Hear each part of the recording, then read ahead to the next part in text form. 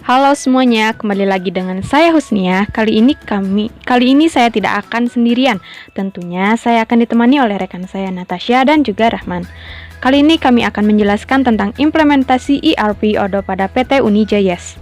Sebelum masuk ke topik utama, tentunya kalian harus tahu dulu apa sih ERP itu. Jadi, ERP atau Enterprise Research Planning merupakan suatu konsep yang digunakan untuk mengelola sumber daya perusahaan, juga mampu mengintegrasikan berbagai aspek dalam perusahaan seperti pembelian, penyimpanan, produksi, keuangan, HRD, dan lain-lain, sehingga perusahaan menjadi lebih responsif dalam mengelola sumber dayanya. Dan Odoo sendiri itu merupakan salah satu perangkat lunak ERP yang bersifat open source sehingga cocok dengan kondisi perusahaan yang masih baru dan juga bisa menekan cost untuk proses pengembangan aplikasi. Nah, selanjutnya kita akan masuk ke topik pembahasan, tapi for your information, PT Unijayas itu merupakan perusahaan yang bergerak di bidang perdagangan. Perdagangannya lampu gantung Stockholm Candlelight. Dan kali ini juga kami akan membahas 3 modul, yakni modul Purchase, Sales, dan Accounting. Ini merupakan tampilan website PT Unijayas. Jika kalian ingin membuat website pada Odoo, bisa dengan menginstal aplikasi Odoo, lalu menginstal pula modul websitenya. Lalu klik New Page, lalu page title, bebas contohnya PT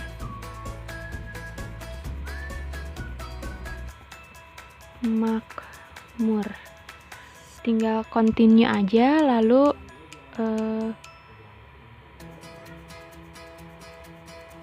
sebentar, sepertinya loading. Nah, ini lalu bisa diedit sesuai dengan keinginan Anda.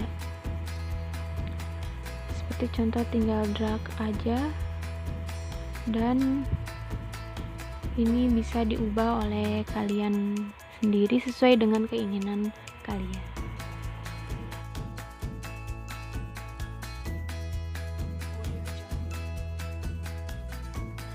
Purchase yaitu sebuah modul yang memungkinkan untuk mencari penjual dari harga penawarannya dan mengkonversikannya menjadi pesanan pembelian.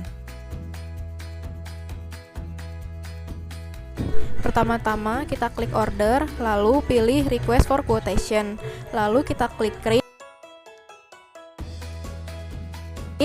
isi nama vendor, lalu add a product. Kita di sini pilih SC minimalis, lalu kuantitinya kita ubah menjadi 20, unit price-nya 1.875.000. Lalu untuk pajaknya bisa kita hilangkan, bisa juga tidak. Setelah itu akan muncul subtotalnya.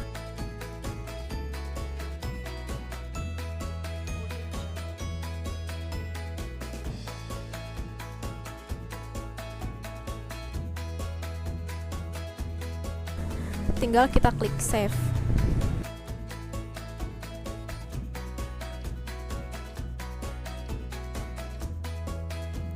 Setelah di save, muncul tampilan seperti ini. Lalu setelah itu kita kirimkan rincian pemesanannya ke vendor melalui email.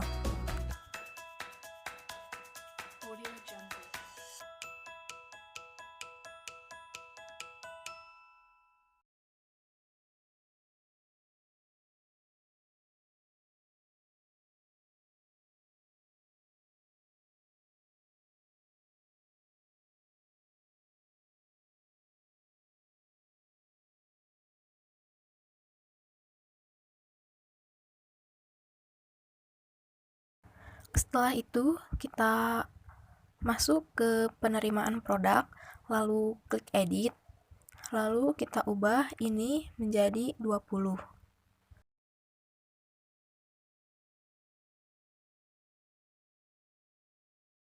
Setelah diubah akan muncul tampilan seperti ini, lalu klik validasi. Setelah itu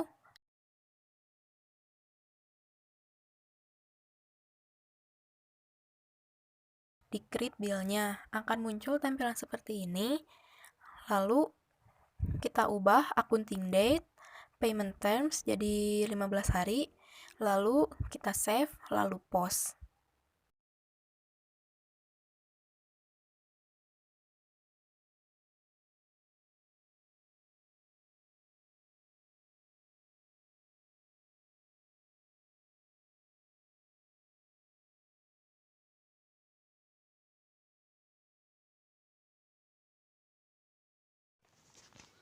Assalamualaikum warahmatullahi wabarakatuh. Perkenalkan, nama saya Rahman Maulana Hadi Wijaya dari Prodi Akuntansi Politeknik Praktisi Bandung. Kali ini saya akan membahas mengenai cara penggunaan modul sales dalam aplikasi Odoo. Pertama-tama perlu kita ketahui apa sih modul sales dalam aplikasi Odoo. Modul sales merupakan salah satu modul yang terdapat di aplikasi Odoo yang secara khusus membahas mengenai penjualan suatu perusahaan. Secara sederhana seperti itu. Baik, selanjutnya kita langsung saja ke cara penggunaan modul sales ini. Yang pertama tentunya kita harus membuka modul salesnya sendiri.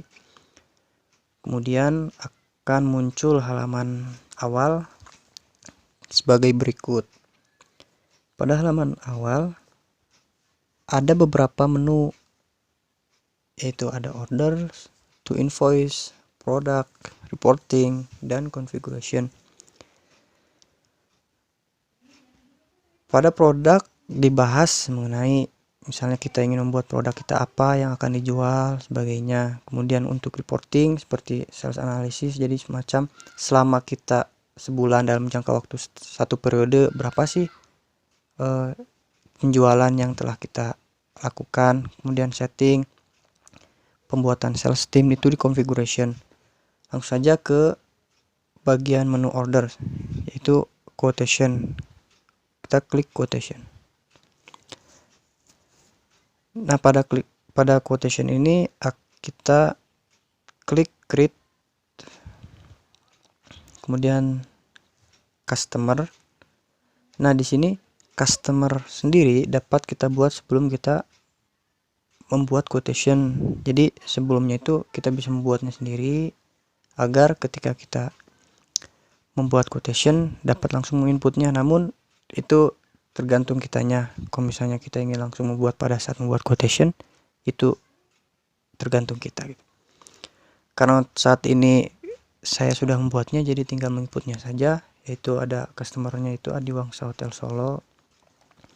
Kemudian produknya itu ada lampu gantung yang cukup mewah, yaitu namanya Nordic dan Delion Chandelier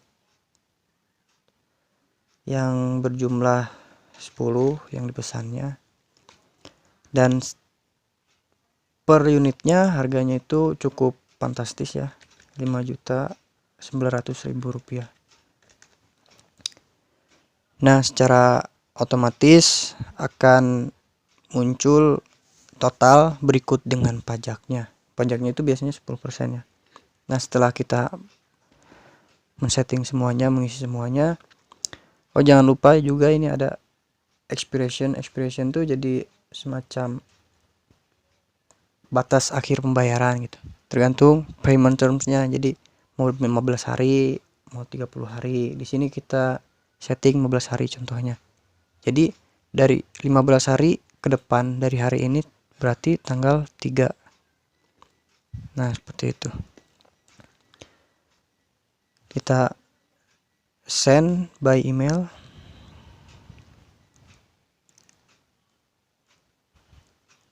Kemudian kita input emailnya. Kemudian langsung saja send.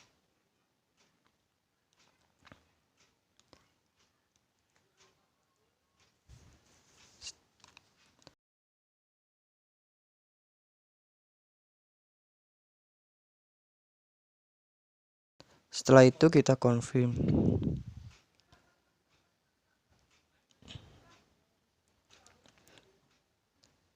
Nah, ketika quotation sudah terkirim dan sudah dikonfirmasi atau dikonfirm, kita dapat membuat invoice-nya, create invoice. Nah, di sini ada beberapa pilihan. Kita pilih regular invoice, create and view invoice.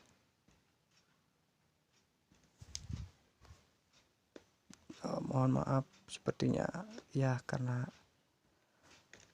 jaringan mungkin jadi sedikit lama.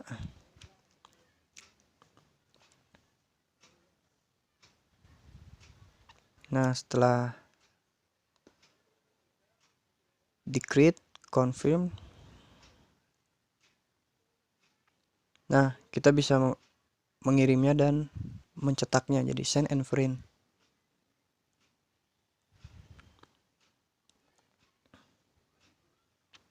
Nah, tapi bisa juga kita hanya mengirimnya melalui email atau berikut dengan memprintnya, itu tergantung kitanya. Jika kita ingin send and print, centang bagian print dan emailnya, kemudian klik send and print. Setelah itu akan berbentuk PDF yang kita cetak ini.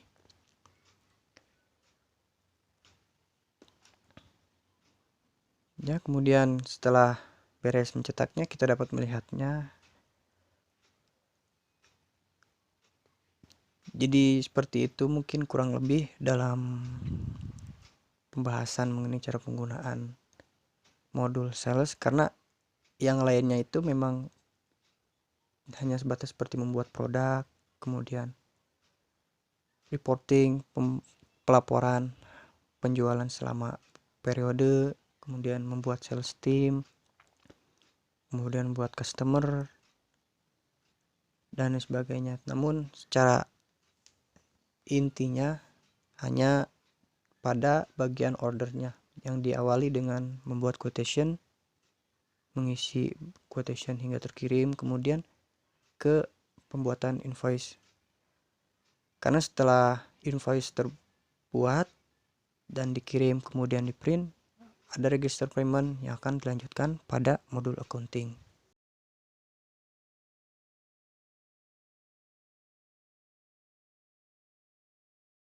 Selanjutnya adalah implementasi pada modul accounting. Accounting atau akuntansi adalah proses pencatatan, pengelompokan, pengolahan data, transaksi, dan pelaporan keuangan untuk digunakan oleh seseorang yang ahli di bidangnya dan menjadi bahan untuk mengambil suatu keputusan. Pada ODO, modul accounting dapat menangani semua proses akuntansi secara otomatis, dimulai dari membuat tagihan untuk customer, membayar tagihan dari vendors, penjurnalan, posting ke buku besar, bahkan laporan keuangan pun terbuat secara otomatis. Pada modul accounting terdapat 7 modul, diantaranya ada dashboard, overview, customer, vendors, accounting, reporting, dan configuration. Pada dashboard ini menampilkan jumlah atau pendapatan sementara PT Unijaya, juga terdapat total piutang yang masih beredar di luar dan total utang yang belum dibayar. Hal yang pertama kali kita lakukan adalah menambahkan saldo awal atau opening balance, karena hal ini sangat penting untuk dilakukan. Karena itu kita bisa tahu kondisi properti perusahaan, juga dapat melihat mutasi saldo yang akan terjadi jika dilakukan penginputan transaksi yang baru. Kita klik overview, lalu klik chart of account.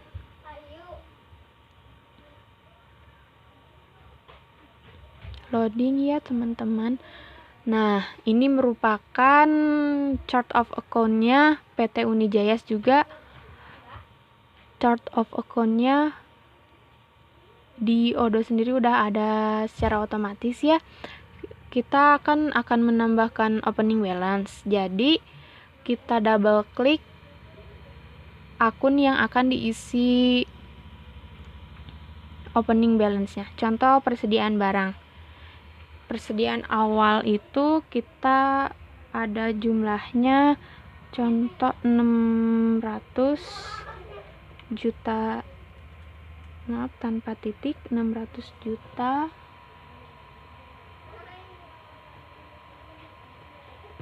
rupiah. Setelah itu langsung aja kita save.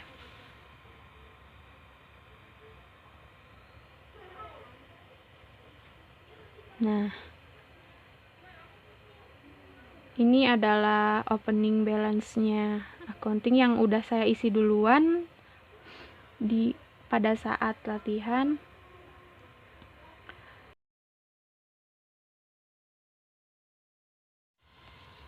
Nah, tadi kan kita sudah melakukan proses pembelian dan penjualan.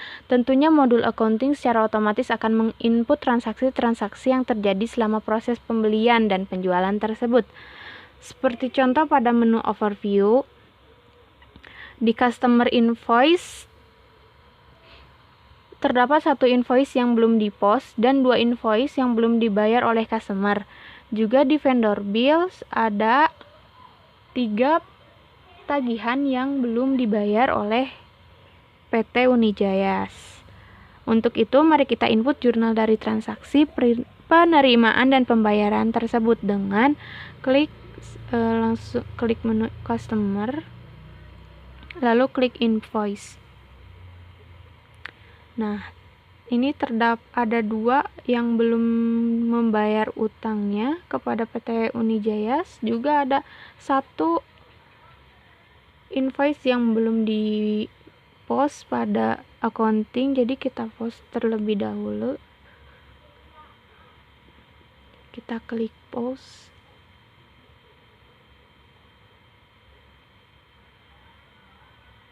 Nah, lalu bisa send and print.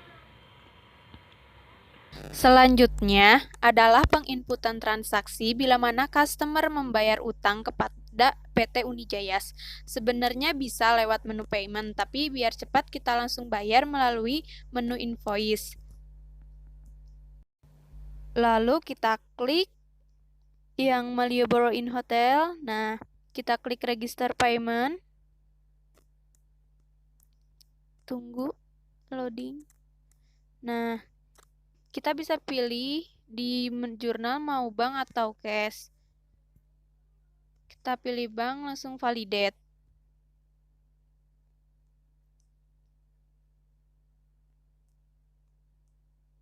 Nah, jika sudah terbayar, nanti ada tanda paid atau sudah terbayar. Begitupun dengan invoice selanjutnya, kita klik register payment semuanya. Validate, pilih bank atau kas. Lalu validate.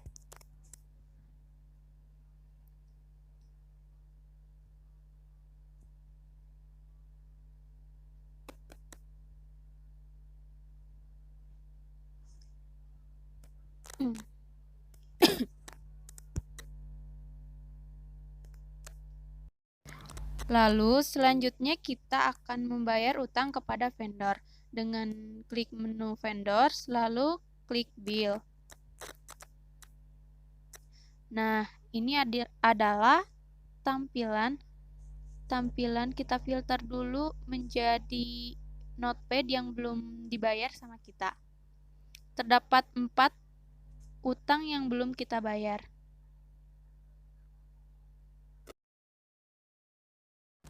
Selanjutnya kita klik PT Black and White.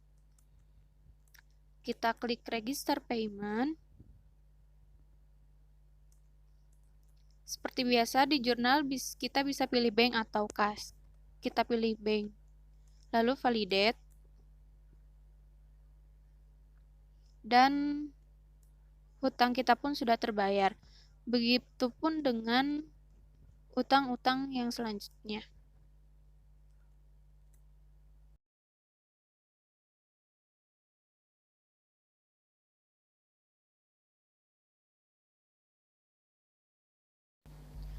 Nah, jika kita ingin melihat jurnal dari transaksi yang telah kita input, maka kita bisa lihat di menu accounting. Seperti contoh, jika kita ingin melihat jurnal khusus penjualan, maka kita tinggal klik sales.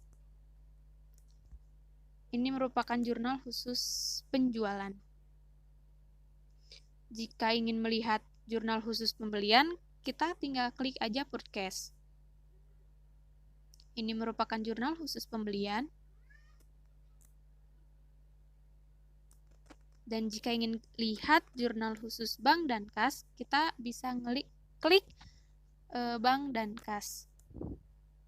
Ini merupakan jurnal khusus bank and cash. Dan jika kita ingin menjurnal transaksi selain dari pembelian dan penjualan, maka kita tinggal klik jurnal entry, lalu create.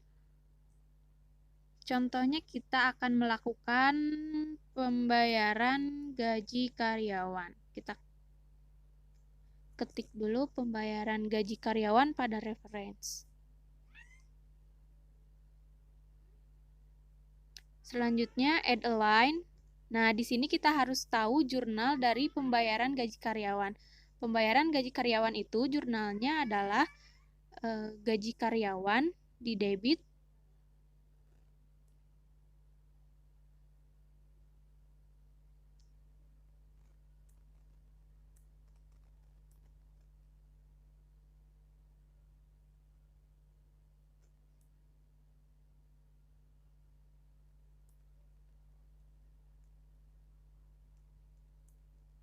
Contoh sebesar 70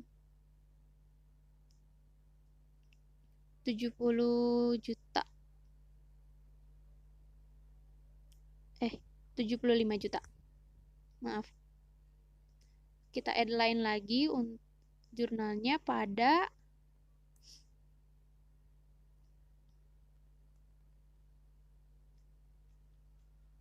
di kreditnya adalah contohnya bank. Karena kan kita mengirimnya langsung via rekening. Jadi kita pilih bank. Langsung kita post.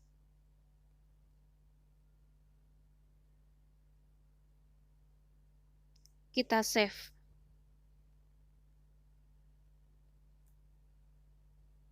Kita lihat di jurnal operasi lain-lain. Nah, sudah terinput jurnalnya.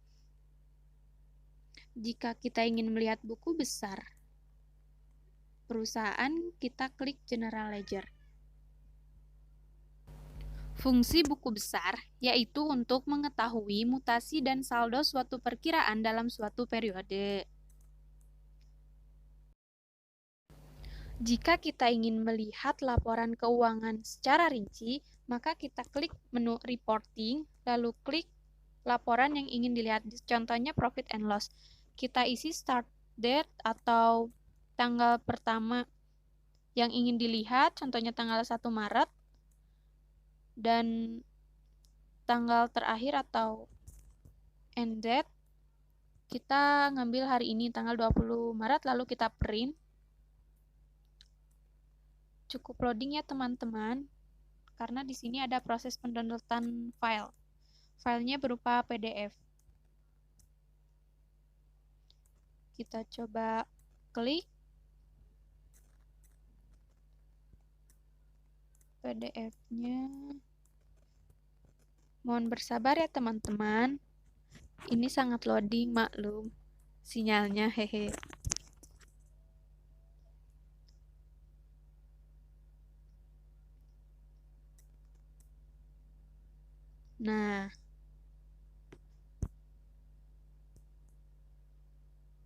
Nah, sudah terlihat laporan keuangan laba rugi secara rinci. Di situ terhitung tanggal 1 Maret 2021 sampai tanggal 20 Maret 2021, PT Unijaya mendapatkan profit sebesar 231.750.000. Jika ingin melihat laporan keuangan yang lain, langkahnya sama, ke menu reporting lalu pilih laporan yang ingin kalian buka, lalu klik print. Terima kasih. Sekian yang dapat kami sampaikan. Mohon maaf apabila ada kesalahan kata. Semoga apa yang kami sampaikan bermanfaat bagi kalian semua dan khususnya untuk kita. Terima kasih. atas perhatiannya. See you next video. Bye bye.